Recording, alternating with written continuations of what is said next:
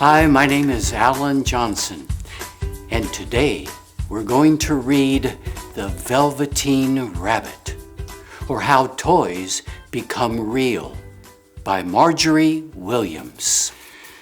There was once a Velveteen Rabbit, and in the beginning, he was really splendid. He was fat and bunchy as a rabbit should be. His coat was spotted brown and white. He had real thread whiskers, and his ears were lined with pink sateen. On Christmas morning, when he sat wedged in the top of the boy's stocking with a sprig of holly between his paws, the effect was charming. There were other things in the stocking: nuts and oranges, and a toy engine, and chocolate almonds, and a clockwork mouse. But the rabbit was quite the best of all. For at least 2 hours, the boy loved him. And then aunts and uncles came to dinner, and there was a great deal of rustling of tissue paper and unwrapping of parcels. And in the excitement of looking at the new presents, the Velveteen Rabbit was forgotten. For a long time, he lived in the toy cupboard or on the nursery floor, and no one thought very much about him. He was naturally shy, and being only made of velveteen, some of the more expensive toys quite snubbed him. The mechanical toys were very superior and looked down upon everyone else. They were full of modern ideas and pretended they were real. The model boat, who had lived through 2 seasons and lost most of his paint, caught the tone from them and never missed an opportunity of referring to his rigging in technical terms. The rabbit could not claim to be a model of anything, for he didn't know that real rabbits existed. He thought they were all stuffed with sawdust like himself.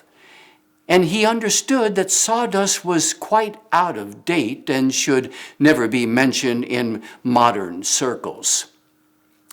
Even Timothy, the jointed wooden lion who was made by the disabled soldiers and should have had broader views, put on airs and pretended he was connected with government. Between them all, the poor little rabbit was made to feel himself very insignificant and commonplace. And the only person who was kind to him at all was the skin horse. The skin horse had lived longer in the nursery than any of the others. He was so old that his brown coat was bald in patches and showed the seams underneath.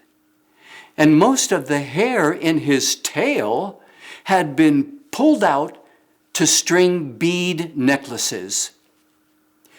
He was wise, for he had seen a long succession of mechanical toys arrive to boast and swagger, and by break their mainsprings and pass away. And he knew that they were only toys and would never turn into anything else. For nursery magic is very strange and wonderful, and only those playthings that are old and wise and experienced, like the skin horse, understand all about it. "What is real?" asked the rabbit one day when they were lying side by side near the nursery fender before Nana came to tidy the room. "Does it mean having things that buzz inside you and a stick-out handle?" "Real isn't how you are made," said the skin horse. It's a thing that happens to you. When a child loves you for a long, long time, not just to play with, but really loves you, then you become real. Does it hurt? Asked the rabbit. Sometimes, said the skin horse, for he was always truthful. When you are real, you don't mind being hurt. Does it happen all at once, like being wound up, he asked, or bit by bit? It doesn't happen all at once, said the skin horse. You become. It takes a long time. That's why it doesn't often happen to people who break easily or have sharp edges or who have to be carefully kept. Generally, by the time you are real, most of your hair has been loved off, and your eyes drop out, and you get loose in the joints and very shabby. But these things don't matter at all, because once you are real, you can't be ugly, except to people who don't understand.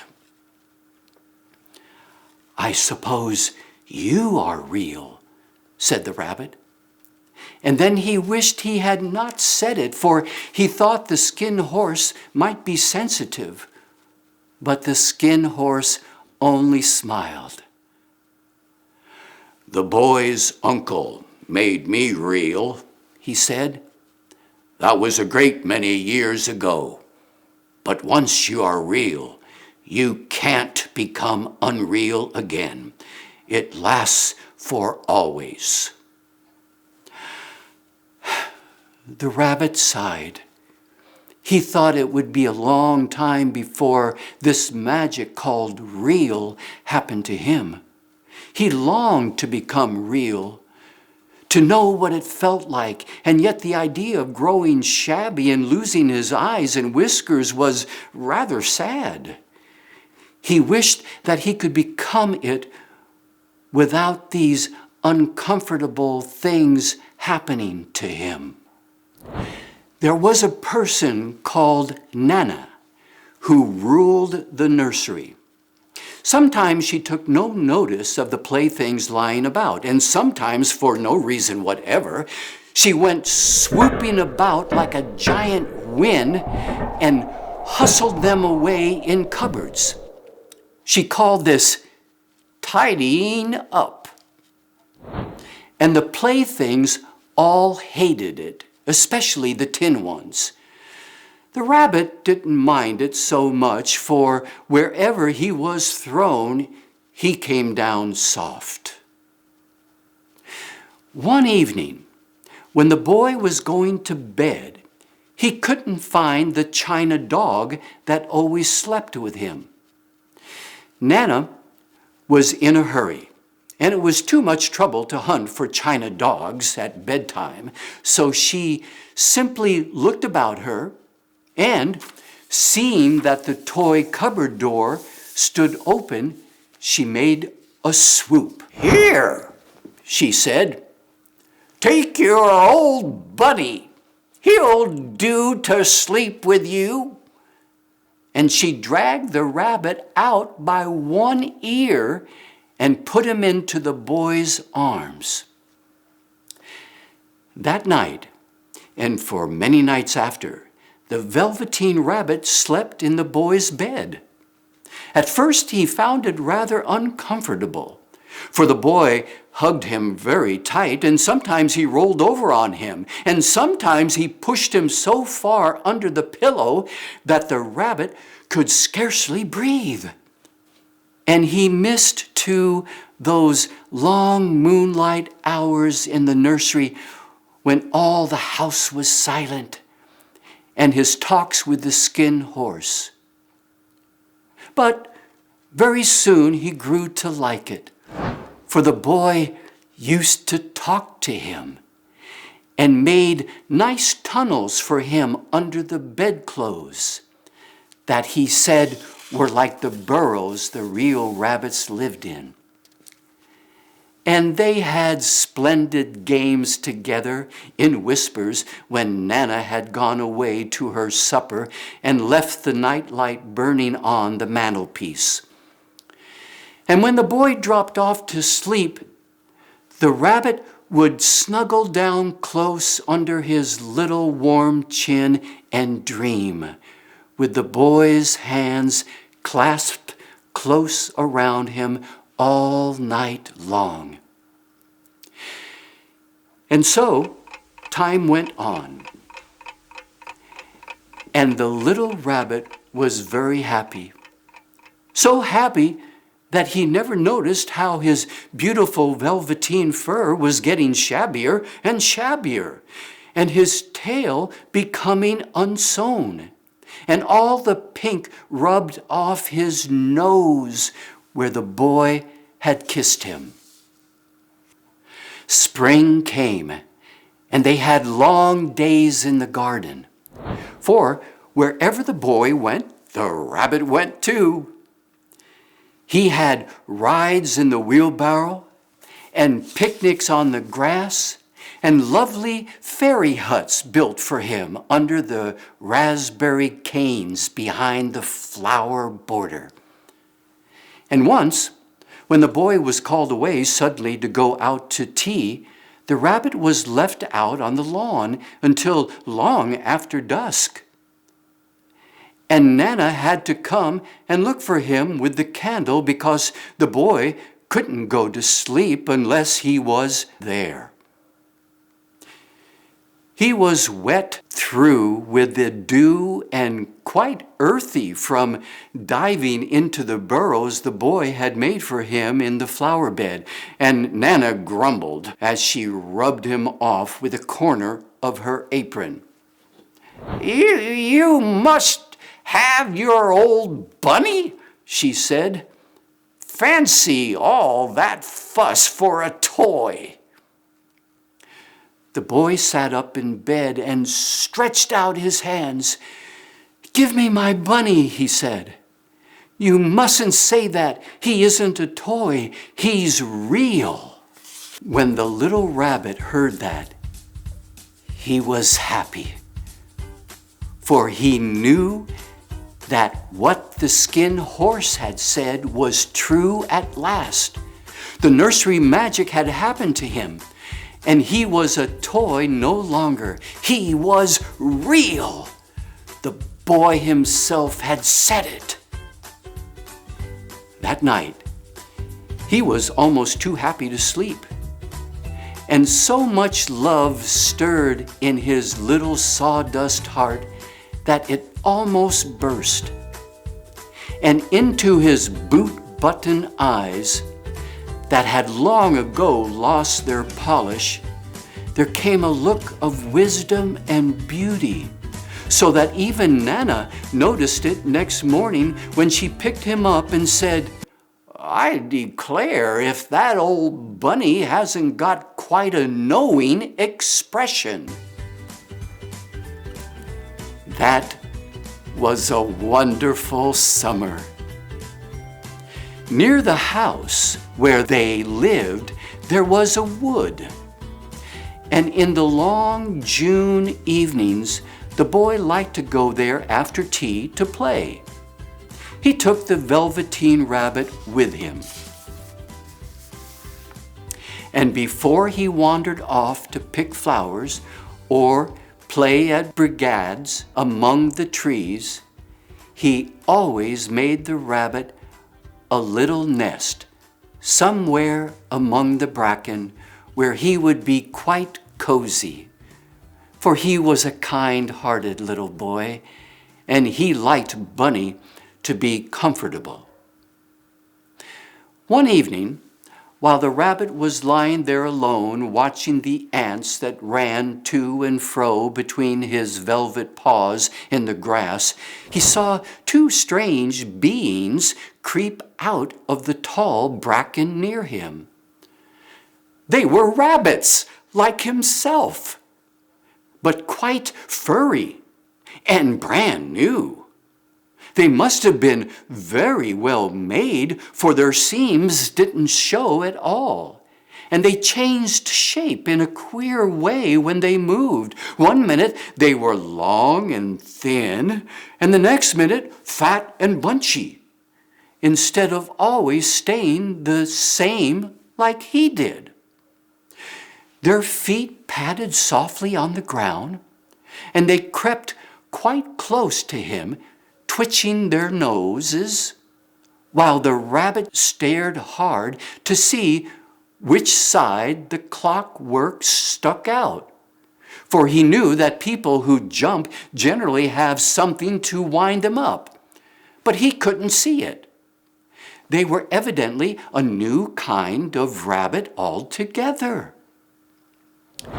They stared at him, and the little rabbit stared back. And all the time their noses twitched. "Why don't you get up and play with us?" one of them asked. "I don't feel like it," said the rabbit, for he didn't want to explain that he had no clockwork. "Oh," said the furry rabbit, "it's as easy as anything." And he gave a big hop sideways and stood on his hind legs.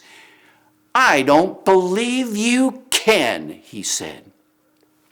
"I can," said the little rabbit. "I can jump higher than anything." He meant when the boy threw him, but of course he didn't want to say so.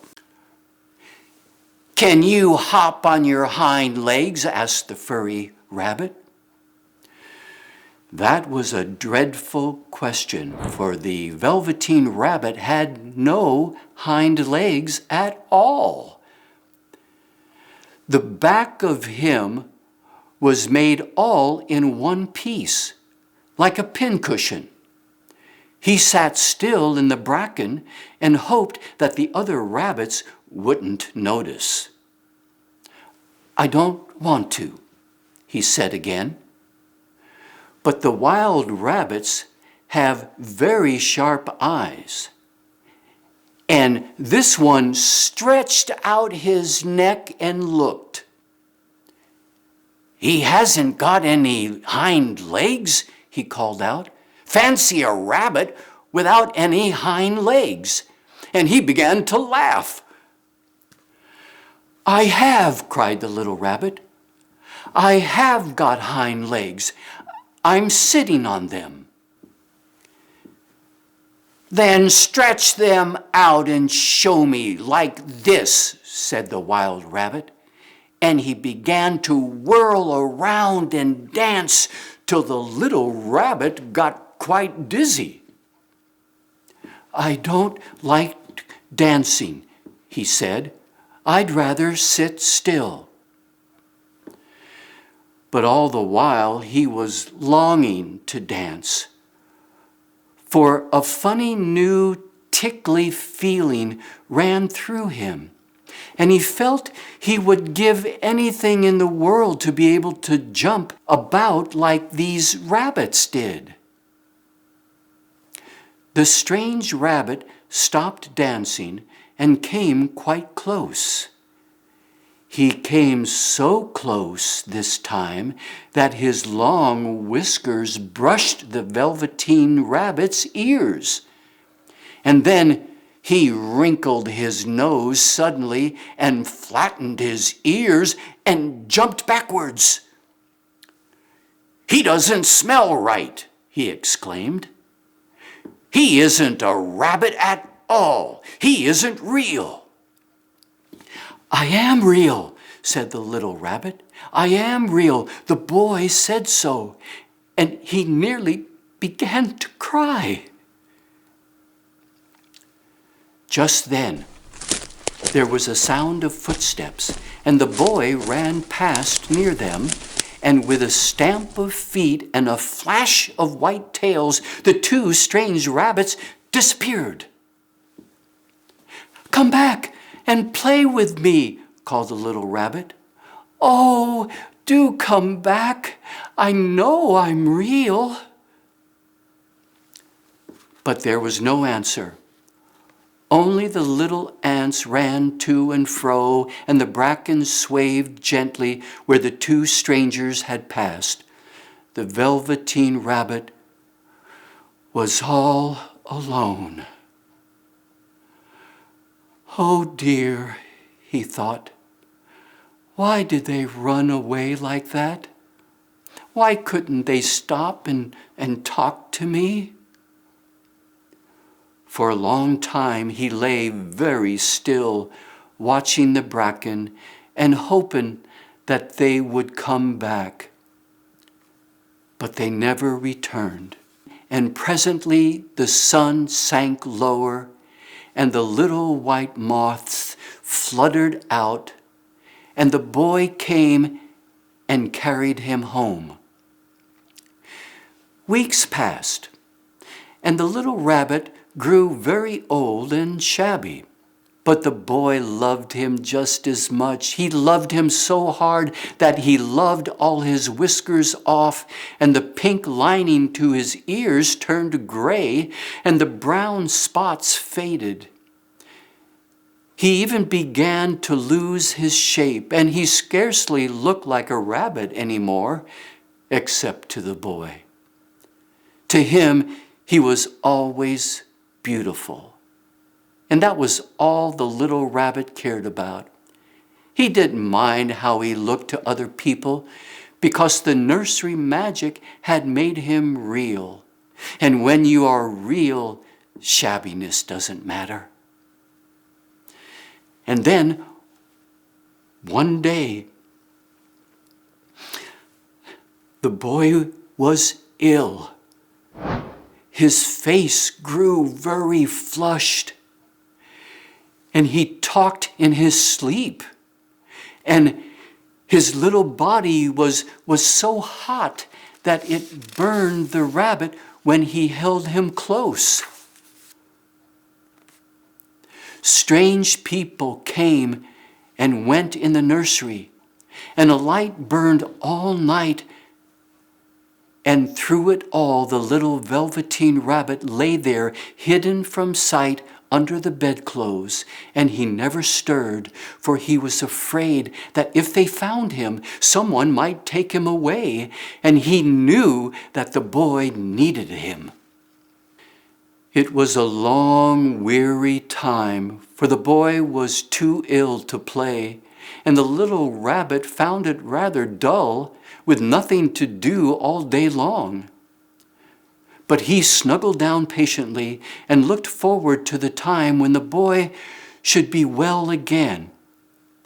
And they would go out in the garden amongst the flowers and the butterflies and play splendid games in the raspberry thicket like they used to. All sorts of delightful things he planned, and while the boy lay half asleep, he crept up close to the pillow and whispered them in his ear. And presently the fever turned, and the boy got better. He was able to sit up in bed and look at picture books, while the little rabbit cuddled close at his side. And one day, they let him get up and dress. It was a bright, sunny morning, and the windows stood wide open. They had carried the boy out onto the balcony, wrapped in a shawl, and the little rabbit lay tangled up among the bedclothes, thinking. The boy was going to the seaside tomorrow. Everything was arranged, and now it only remained to carry out the doctor's orders. They talked about it all, while the little rabbit lay under the bedclothes, with just his head peeping out, and listened. The room was to be disinfected, and all the books and toys that the boy had played with in bed must be burnt. Hooray, thought the little rabbit, tomorrow we shall go to the seaside. for the boy had often talked of the seaside, and he wanted very much to see the big waves coming in and the tiny crabs and the sand castles. Just then, Nana caught sight of him. "How about this old bunny?" she asked. "That," said the doctor, "why, it's a mass of scarlet fever germs. Burn it at once." "What nonsense! Get him a new one. He mustn't have that any more." And so the little rabbit was put into a sack with the old picture books and a lot of rubbish and carried out to the end of the garden behind the fowl house. That was a fine place to make a bonfire, only the gardener was too busy just then to attend to it. He had the potatoes to dig and the green peas to gather. But next morning he promised to come quite early and burn the whole lot. That night, the boy slept in a different bedroom, and he had a new bunny to sleep with him. It was a splendid bunny, all white plush, with real glass eyes. But the boy was too excited to care very much about it. For tomorrow he was going to the seaside, and that in itself was such a wonderful thing that he could think of nothing else. And while the boy was asleep, dreaming of the seaside, the little rabbit lay among the old picture books in the corner behind the fowl house. And he felt very lonely. The sack had been left untied, and so by wiggling a bit, he was able to get his head through the opening and look out. He was shivering a little, for he had always been used to sleeping in a proper bed. And by this time his coat had worn so thin and threadbare from hugging that it was no longer any protection to him. Nearby, he could see the thicket of raspberry canes growing tall and close like a tropical jungle, in whose shadow he had played with the boy on bygone mornings. He thought of those long sunlit hours in the garden, how happy they were, and a great sadness came over him.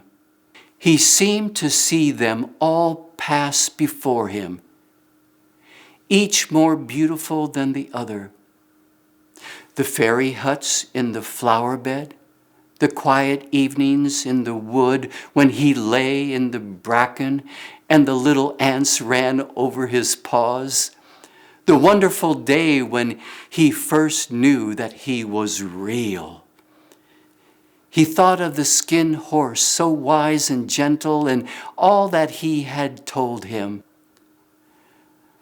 Of what use was it to be loved and lose one's beauty and become real if it all ended like this? And a tear, a real tear, trickled down his little shabby velvet nose and fell to the ground. And then a strange thing happened. For where the tear had fallen, a flower grew out of the ground, a mysterious flower. Not at all like any that grew in the garden. It had slender green leaves, the color of emeralds, and in the center of the leaves, a blossom like a golden cup. It was so beautiful that the little rabbit forgot to cry and just lay there watching it. And presently the blossom opened, and out of it there stepped a fairy. She was quite the loveliest fairy in the whole world. Her dress was of pearl and dewdrops, and there were flowers around her neck and in her hair, and her face was like the most perfect flower of all. And she came close to the little rabbit and gathered him up in her arms and kissed him on his velveteen nose that was damp from crying. "Little rabbit," she said, "don't you know who I am?" The rabbit looked up at her, and it seemed to him that he had seen her face before, but he couldn't think where. "I am the nursery magic fairy," she said. "I take care of all the playthings that the children have loved. When they are old and worn out and the children don't need them anymore, then I come and take them away with me and turn them into real." "Wasn't I real before?" asked the little rabbit. "Oh, you were real to the boy," the fairy said, "because he loved you. Now you shall be real to everyone." And she held the little rabbit close to her arms and flew with him into the wood. It was light now, for the moon had risen. All the forest was beautiful, and the fronds of the bracken shone like frosted silver. In the open glade between the tree trunks, the wild rabbits danced with their shadows on the velvet grass. But when they saw the fairy, they all stopped dancing and stood around in a ring to stare at her. "I've brought you a new playfellow," the fairy said. "You must be very kind to him and teach him all he needs to know in Rabbitland.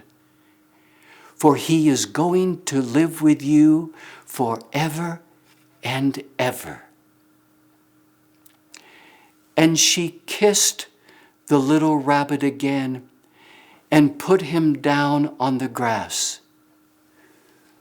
"Run and play, little rabbit," she said. But the little rabbit sat quite still for a long moment and never moved. For when he saw all the wild rabbits dancing around him, he suddenly remembered about his hind legs, and he didn't want them to see that he was made all in one piece. He did not know that when the fairy kissed him that last time, she had changed him altogether. And he might have sat there a long time, too shy to move, if just then something hadn't tickled his nose. And before he thought what he was doing, he lifted his hind toe and scratched it. And he found that he actually had hind legs. Instead of dingy velveteen, he had brown fur, soft and shiny. His ears twitched by themselves, and his whiskers were so long that they brushed the grass. He gave one leap, and the joy of using those hind legs was so great that he went springing about the turf on them, jumping sideways and whirling around as the others did. And he grew so excited that when at last he did stop to look for the fairy, she had gone. He was a real rabbit at last. at home with the other rabbits. Autumn passed, and winter, and in the spring, when the days grew warm and sunny, the boy went out to play in the wood behind the house. And while he was playing, 2 rabbits crept out from the bracken and peeped at him.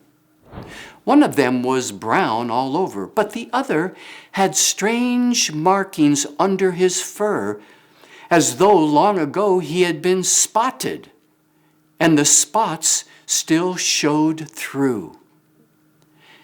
And about his little soft nose and his round black eyes, there was something familiar, so that the boy thought to himself, "Why, he looks just like my old bunny that was lost when I had scarlet fever."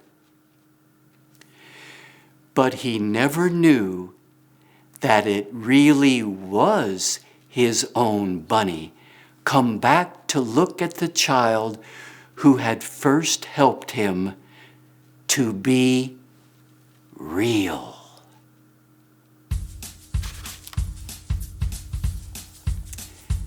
And that was the Velveteen Rabbit.